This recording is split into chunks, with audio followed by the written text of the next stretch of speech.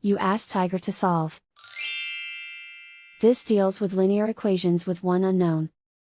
The final result is x equals -1/10. Let's solve it step by step. Simplify the expression. Expand the parentheses.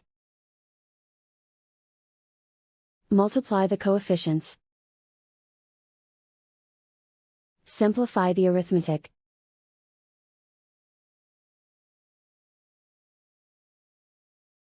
Group all x terms on the left side of the equation.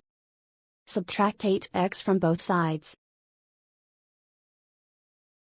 Group like terms. Simplify the arithmetic. Group like terms.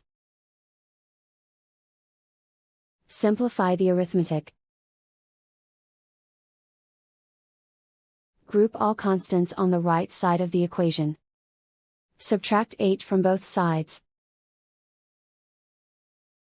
Simplify the arithmetic.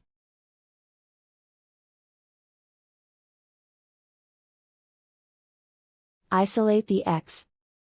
Divide both sides by 10. Simplify the fraction. And so the final result is x equals -1/10.